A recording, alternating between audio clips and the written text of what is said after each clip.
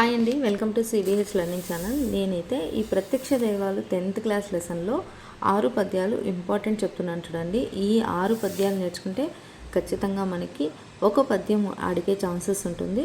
అలాగే ఒక్కొక్క పద్యానికి నేనైతే 8 క్వశ్చన్స్ ప్రిపేర్ చేసి పెట్టానన్నమాట. ఆ క్వశ్చన్స్ నేర్చుకుంటే చాలు, ఏదో ఒకటి అందులో 4 క్వశ్చన్స్ అయితే అడిగే ఛాన్సెస్ ఉంటాయి.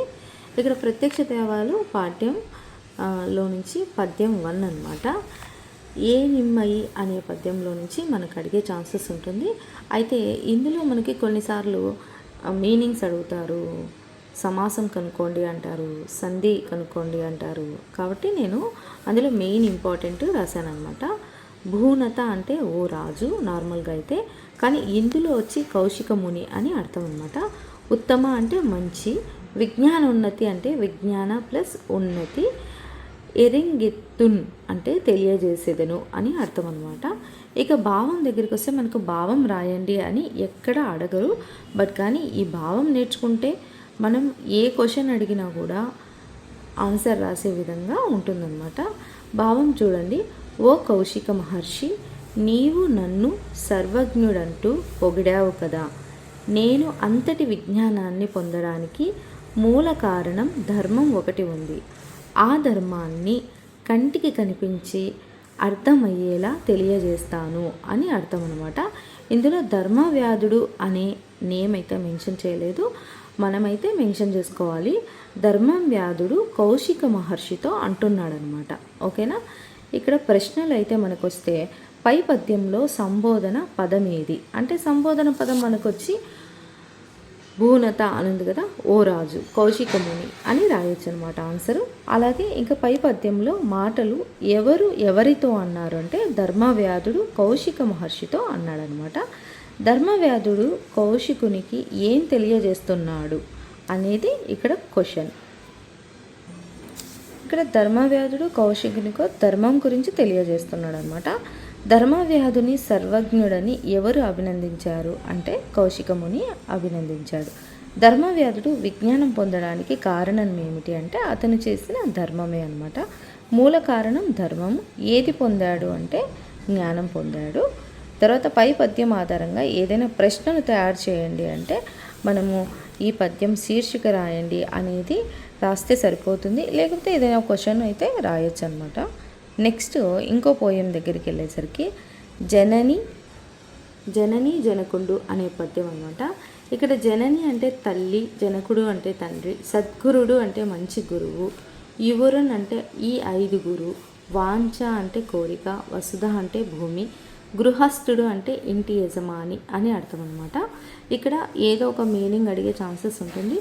ఇంకా భావం దగ్గరికి వచ్చేసరికి ఈ భూమిపై పుణ్యాన్ని కోరే గృహస్థుడు తల్లి, తండ్రి, గురువు, అగ్ని, ఆత్మ అనే 5గురిని పూజించి సంతోషపరచాలి. ఇక్కడ చూడండి, ఈ భూమిపై మనకు పుణ్యం రావాలంటే ఖచ్చితంగా ఒక గృహస్థుడు అంటే ఇంటి యజమాని, వివాహితుడు అంటే పెళ్ళైన వాడు, తల్లి, తండ్రి, గురువు, అగ్ని, ఆత్మ అనే 5గురిని ఖచ్చితంగా పూజించి వాళ్ళని సాటిస్ఫై చేయాలంటే సంతోషపరచాలన్నమాట. అలాంటి గృహస్థుడే ధర్మాత్ముడవుతాడు అని చెప్పాడనమాట. ఇక్కడ ధర్మవ్యాధుడు కౌశికుడితో చెప్పాడు. గృహస్థుడు అనగా ఎవరు అంటే, వివాహితుడు అంటే పెళ్ళైన అతను. గృహస్థుడు ఎవరిని పూజించాలి అంటే, తల్లి, తండ్రి, గురువు, అగ్ని, ఆత్మను పూజించాలి. 5గురు అనడానికి బదులుగా ఏ పదం ఉపయోగించారు అంటే ఎవరుననే అర్థం అనమాట. గృహస్థుడు ఎవరిని ఎందుకు పూజించాలి అంటే, మంచి గతి కోసం, తన జీవనశైలి మంచిగా ఉండడానికి, కాబట్టి మంచి గతి కోసం. ధర్మాత్ముడు అనే పదం సమాసం వచ్చి బహువ్రీహి సమాసము. పద్యం ఆధారంగా ఏదైనా ఒక అర్థవంతమైన ప్రశ్నను తయారు చేయండి అంటే ధర్మాత్ముడెవడు అలా రాయొచ్చు అనమాట. ఇవి క్వశ్చన్స్ అడిగే ఛాన్సెస్ ఉంటాయి. ఈ 6 అడగరు, ఈ 6లో ఒక 4 అడుగుతారనమాట. ప్రత్యక్ష దైవాలు పద్యం 3 అనమాట. నీకా వగచి వగచి అనేది చాలా ఇంపార్టెంట్ ఈ పద్యం కూడా. ఈ పద్యంలో మనకైతే ఈ మీనింగ్స్ అడుగుతారు. వగచి వగచి అంటే మిక్కిలి దుఃఖించి అని అర్థము. నిర్బన్న హృదయులేరంటే పగిలిన గుండెలు కలవారై. విగత సక్షులైరి అంటే, విగత సక్షులైరి అంటే అందులైరి అని రాయాలి. ఒకవేళ సక్షులు అని మాత్రమే అడిగితే కన్నులు అంటే నయనాలు అని కూడా రాయొచ్చు. ఉదగ్ర అంటే గొప్పదైన అని, శోకవాహిని అంటే దుఃఖాగ్నిని అనమాట. భావం వచ్చి నువ్వు విడిచి వెళ్ళిన క్షణం నుంచి నీ కోసం నీ తల్లిదండ్రులు గుండెలు పగిలేటట్లుగా ఏడ్చి ఏడ్చి అందులయ్యారు. ఇప్పటికైనా నీవు వెళ్ళి వారి దుఃఖాన్ని చల్లార్చు అని అనమాట. ఇక్కడ మనకి క్వశ్చన్ చూసుకుంటే ప్రశ్నలు చూడండి. ఈ పద్యంలోని మాటలు ఎవరితో అన్నారంటే ధర్మవ్యాధుడు కౌశిక మునితో అన్నారు. ఎవరు అందులయ్యారంటే కౌశిక ముని తల్లిదండ్రులు అనమాట. దేనిని కౌశికుడు చల్లార్చాలి అంటే తన తల్లిదండ్రులు దుఃఖాన్ని శోకాగ్నిని చల్లార్చాలి అనమాట. చక్షులు అంటే నయనాలు, నేత్రాలు, కళ్ళు. శోకవాహిని అలంకారాన్ని గుర్తించండి అంటే శోకవాహిని అలంకారాన్ని రూపక అలంకారం అనమాట. పై పద్యం ఆధారంగా ప్రశ్నలు తయారు చేయండి అంటారు. ఒక క్వశ్చన్ అయితే ఖచ్చితంగా ఇలా అడిగే ఛాన్సెస్ ఉంటుంది.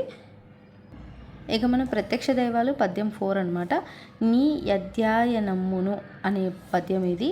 ఈ పద్యంలో నిష్కలంబులు ప్లస్ వ్యర్థమైన అనమాట, అంటే ప్రయోజనం కానీ అని కూడా రాయొచ్చు.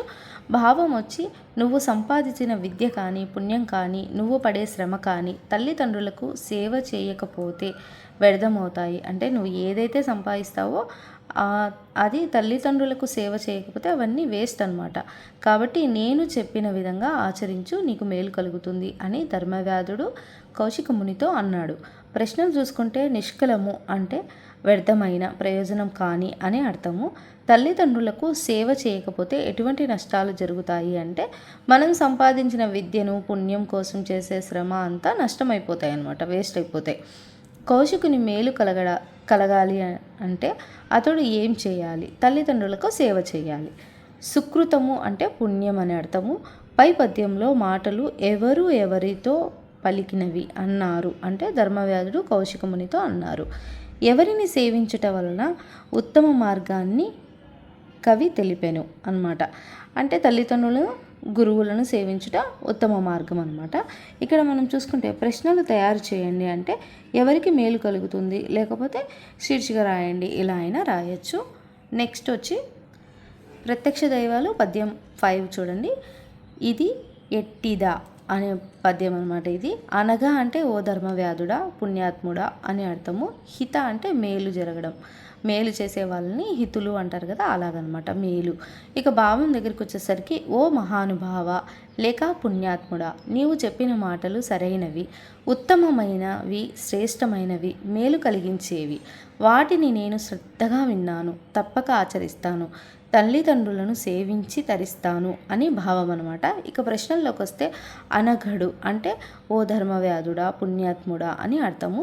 కౌశికుడు ఎవరి మాటలు విన్నాడు అంటే ధర్మవ్యాధుడు మాటలు విన్నాడు.